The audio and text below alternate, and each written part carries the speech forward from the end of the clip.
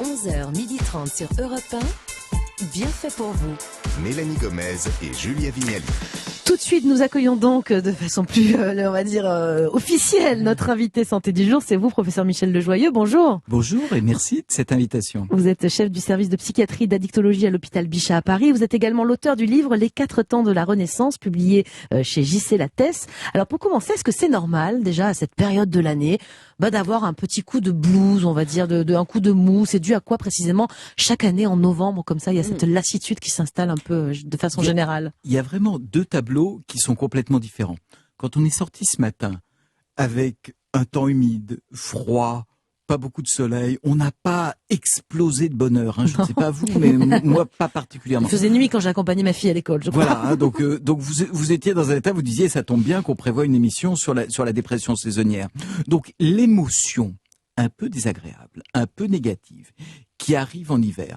Alors que par contre, quand le printemps, qui va pas être si loin, va arriver, on va avoir du soleil, on va être beaucoup plus exalté. Tout ça est strictement normal. Donc que nos émotions changent, que notre niveau d'énergie change aussi un petit peu. Honnêtement, on est moins porté vers l'activité physique. Vous rêvez de décapotable, mais la décapotable, voyez, vous en servirez. Ah là, c'est pas possible. C'est pas possible. Pas tout de suite, la décapotable. Donc, tout ce qui est du champ de l'émotion qui fluctue est complètement normal. Mon métier de médecin, c'est de ne pas passer à côté de ce qu'on appelle le trouble affectif saisonnier ou les vraies dépressions saisonnières. Avec 3 indices simples. Le premier, c'est la perte d'envie.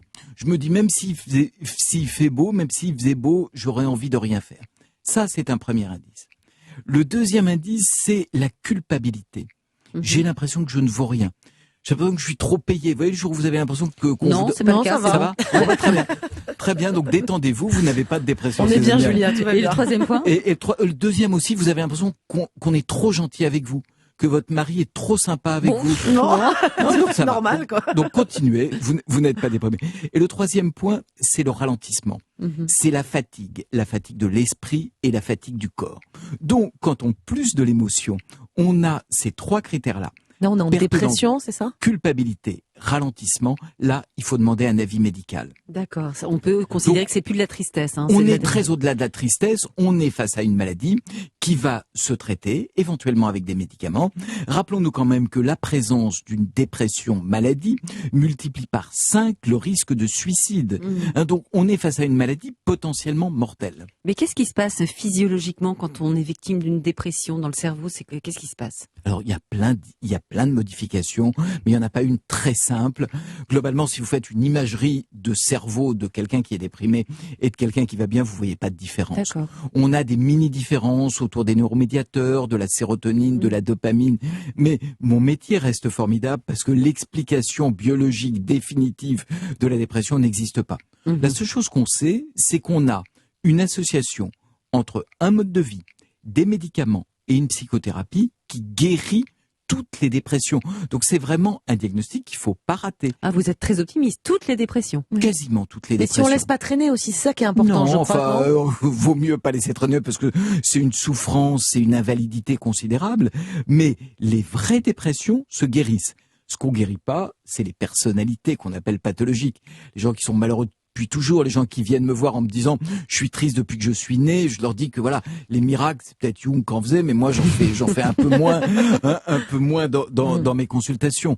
Mais quand quelqu'un brutalement s'effondre avec ces signes qu'on a dit, perte d'envie, perte d'énergie, on les traite, on les guérit, à la condition qu'on les reconnaisse, qu'on fasse pas une sorte de thérapie de comptoir, de tape sur l'épaule, allez vas-y prends sur toi, ça ira mieux. On ne le fait pas pour les diabétiques, on le fait pas pour les hypertendus. Donc c'est vraiment, et c'est un enjeu majeur en France que de reconnaissance des maladies dépressives. Vous savez, on est dans un pays où on a le plus grand nombre de consommation de boîtes d'antidépresseurs par habitant, ce qui est scandaleux parce qu'on prend des antidépresseurs pour des émotions négatives, mais on a aussi le plus grand nombre de vrais déprimés non traités. Ah oui. On a un double mauvais record. Donc si on peut déjà baisser ce record-là et reconnaître les maladies dépressives et les traiter, on va faire un vrai progrès en termes de santé des populations. Est-ce que c'est vrai que les femmes sont plus touchées que les hommes par cette maladie, la vraie dépression, encore Absolument. une fois? Nous n'avons pas les mêmes maladies mentales entre les hommes et les femmes.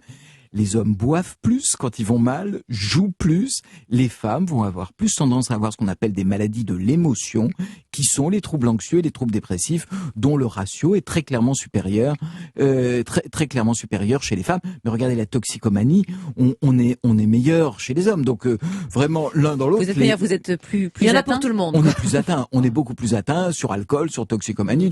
Donc la pathologie mentale en fréquence est à peu près comparable.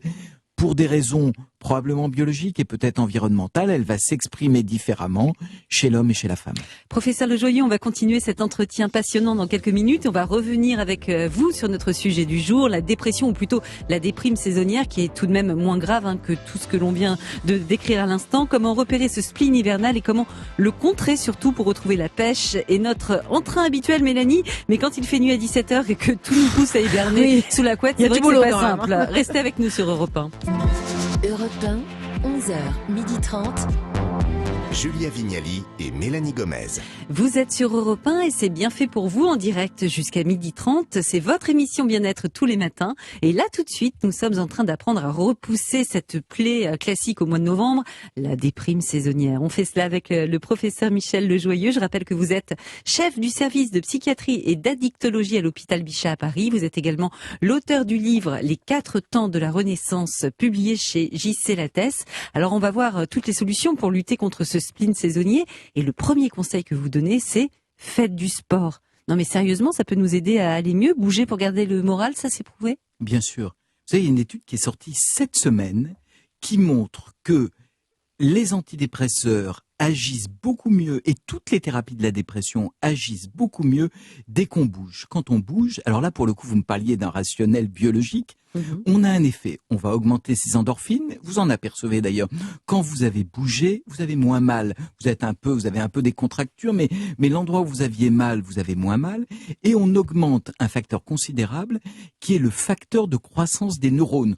On prévient l'Alzheimer, on entretient sa mémoire. Alors, On devient plus intelligent en bougeant? Déjà, en tout cas, on oublie moins.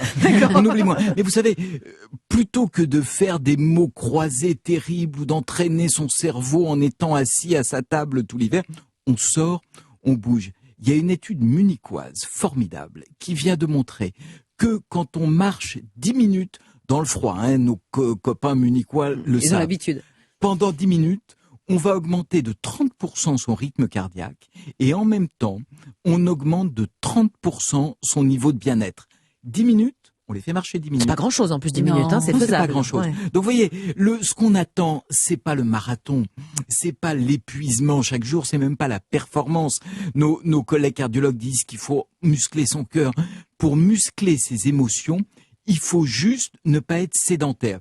Il faut résister à cette tendance que nous donne la météo. Et on a le droit de mettre un manteau quand même, On marcher. a le droit de mettre un manteau, absolument. On a le droit de mettre un manteau. On a le droit aussi de mettre des chaussures de marche. On est programmé pour se dire, au printemps, je commence à bouger. En hiver, j'arrête de bouger. Et peut-être qu'une des choses qui nous déprime le plus, c'est cette sédentarité un peu conventionnelle qui nous paraît obligatoire l'hiver. Alors c'est moins naturel, il y a moins de tentation de marcher au soleil, mais il va falloir chercher toutes les occasions. On a même vu que quand vous marchez à l'extérieur, vous allez voir du bleu. Là, on a un peu de bleu dans le studio, Ouais, hein, nous, c'est bien. on triche un peu. Tout est bleu. Du vert, et que ces effets des couleurs, ces effets de l'air, donc les quelques moments d'ensoleillement ou les quelques moments de lumière, il va falloir en profiter. Bien sûr qu'il y a des techniques de luminothérapie, mais on a à notre portée cette capacité à s'immerger dans la lumière au moins 10 minutes par jour. Donc on sort de cette idée, l'hiver, je me cocoune, je reste sur moi. L'hiver, je continue à bouger de manière raisonnable. Alors, autre technique contre le spleen que vous prodiguez, c'est opter pour le changement. Je veux dire, par exemple, refaites votre décoration dans votre salon. Julie, elle adore tout ça, ranger, changer les meubles de place, tout ça. Et d'ailleurs, elle est tout le temps de bonne humeur. Je ne sais pas si c'est lié à cette manie de ranger, de tout changer de place, mais comment ce changement agit sur notre cerveau? Alors, il y a une recherche très étonnante qui a étudié avec la personnalité les gens qui ont plutôt tendance à changer, à bouger, et ceux qui sont dans la routine. Et on s'est aperçu que ceux qui ont ce qu'on appelle un niveau élevé de recherche de nouveautés, de recherche de changement, vont plutôt mieux. résistent notamment plus. On s'en est aperçu pendant la pandémie. Vous voyez, qu'est-ce qui n'a pas changé quand on s'est retrouvé du jour au lendemain confiné? Donc ceux qui toléraient le changement étaient plus équipés. Alors soit vous êtes, comme Julie, formidable, c'est-à-dire vous êtes une changeuse, si j'ose dire, naturelle, soit sinon, il va falloir faire appel à son imagination. C'est ce que je propose dans le bouquin, et chercher quelques petites expériences de changement. Ça pourrait être quoi? Je vous fais un défi pour demain. Ah oui, Allez-y. allez-y. Une couleur de pull que vous n'oseriez pas porter à Europe Pas 1. mal. Moi, j'ai un vieux rose dégueu. Je vais le mettre. Demain. Ouais, demain, je le mets. Donc vos auditeurs, et je verrai. Hein, Je suis pas fan du rose non plus, alors on vient en rose demain. Ouais, demain, on vient en d'accord. rose. Ok. Donc ça, vous voyez, et vous allez vous regarder quand même différemment. Vous allez vous regarder bizarrement. Vous allez Ça dire va pas être vraiment. très confortable, on n'aime pas être avec un truc qu'on n'aime pas. Ouais. On n'a vu plus des psys qui nous donnent des idées. L'autre chose, par exemple, dans ces petites expériences de changement. sortie de sa zone de confiance, on va adresser la parole à quelqu'un qu'on n'a pas appelé depuis longtemps. On reprend, moi je le fais, c'est un exercice que je propose en consultation. On regarde le répertoire de son téléphone et on voit celles et ceux qu'on aime bien. Au pif, comme ça, tac. Non, au pif. c'est qu'on aime bien quand même. Ah oui, Aime quand bien, même, évidemment, et qu'on n'a jamais appelé. On va avoir besoin de renouvellement. Julia, c'est qui? Vous êtes tombée sur Ah, qui? j'en ai beaucoup. Non mais Oui. on va aussi essayer avec des aliments. On a aussi un peu tendance à manger de manière routinière. Vous savez, cette idée qu'il y a des aliments qui sont bons pour la santé, c'est vrai. Mais quand tous les jours on prend le même plat, on finit par rentrer dans une routine. C'est vrai que je fais les terrible. mêmes courses toutes Mais les c'est semaines, fou. je crois. Après, je C'est rajoute pas deux, valable trois pour le trucs. couple, ça. On change pas de. Non, je vais pas vous proposer ça pour le coup. Vous allez commencer par le plat, hein, si vous voulez bien. On va pas être à l'origine de grands drames. Donc vous gardez le couple comme il est. Mais on change de pull et on change d'aliment. Vous changez de pull, vous changez d'aliment. On va peut-être changer aussi de comportement, puisque vous me parlez du couple. Mhm. En général, dans un couple normal, on se fait des reproches, on râle un peu. Oui. Hein, Bien sûr. je lis dans vos pensées, Julien. Ah oui, non, mais ça peut m'arriver, effectivement, mais pas toujours. Oui, mais quand les chaussettes traînent tous les jours à côté de la corbeille, à un bout d'un Eh ben moment, alors, on peut en avoir marre. On va faire quelque chose qu'on Oui. n'a quasiment jamais fait dans son couple. Dites-moi. On va chercher un motif de gratitude. Ah oui. On va écrire une petite lettre de gratitude Trop mignon. avec 3 raisons de dire merci à celui ou celle qui partage sa vie. Les 3 raisons essentielles. Et vous voyez, du coup, on change un peu son mode de communication. Les psys américains dont on s'inspire pour faire ça vous proposent de le mettre un peu en scène. Vous écrivez votre lettre de gratitude avec une belle plume, vous l'enroulez et vous l'offrez au dîner.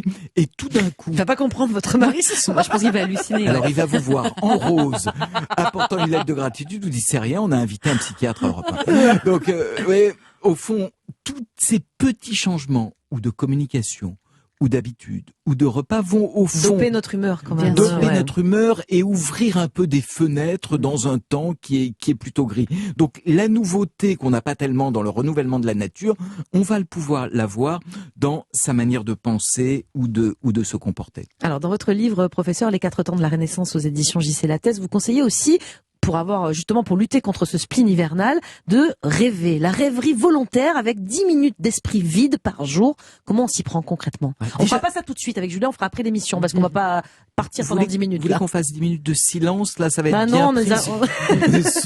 Vous le faites souvent, ça, dans votre émission. oui, hein, bien 10 sûr, mais minutes si de on se tait trop, il y a un disque automatique qui part, donc on va pas se taire trop longtemps. C'est parti d'une expérience très intéressante où on s'est aperçu que les rêveurs, ceux qui font ce qu'on appelle du mind wandering, du vagabondage de l'esprit, sont globalement plus résistants. Résistants à l'hiver, résistants à tout ce qui est imprévisible.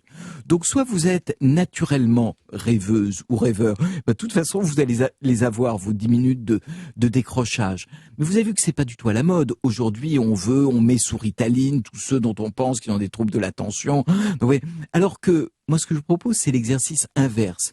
Ce défaut qui est d'être un peu rêveur, d'être inattentif, on va le cultiver une fois par jour. On va se déconnecter. Ça veut dire quoi? Ça veut dire qu'on va se servir éventuellement d'une musique bien planante, d'un texte. Hein. On peut se faire sa petite valise à déconnexion avec son texte qui nous fait rêver aussi. Et on sait que ces 10 minutes de mind wandering vont d'abord nous révéler nos vraies pensées. Parce que dès qu'on se déconnecte, ce qui apparaît, ce qui émerge, c'est pas des préoccupations matérielles, c'est les choses qui nous concernent vraiment. Et on va en sortir tout à fait régénéré. Donc vous voyez, plutôt que d'essayer de se contraindre tout le temps, vous parliez de développement personnel. Je suis personnellement assez contre le développement personnel au sens de je vais contre ma nature, j'organise mon emploi du temps. Moi, je propose plutôt des petites effractions de comportement et des petites défenses de ce qui est considéré comme les défauts. Vous voyez, un peu d'impulsivité, un peu de rêverie. Ces moments-là sont au fond des moments qui nous font du bien. On est d'accord que si on fait une petite dépression saisonnière, il n'y a pas besoin de médicaments. Vous parliez de Ritaline, tout ça, mais on ne prend pas de médoc. Il n'y a rien entre la maladie et l'émotion. La maladie, ça se traite avec les médicaments. L'émotion, ça se respecte et ce n'est en aucun cas une maladie. Vous savez, c'est comme les antibiotiques, hein, mes copains infectiologues le disent. C'est pas automatique. Voilà, vous l'avez appris. Eh ben, il faudrait qu'on apprenne la même chose. Les antidépresseurs, c'est pas automatique. Eh bien, merci beaucoup, professeur Le Joyeux, d'avoir répondu à nos questions. Et pour ceux et celles qui voudront en savoir davantage, pour encore plus de conseils, pour retrouver le moral, je rappelle votre livre, Les 4 temps de la Renaissance, publié chez JC Lattès. Merci encore. Merci.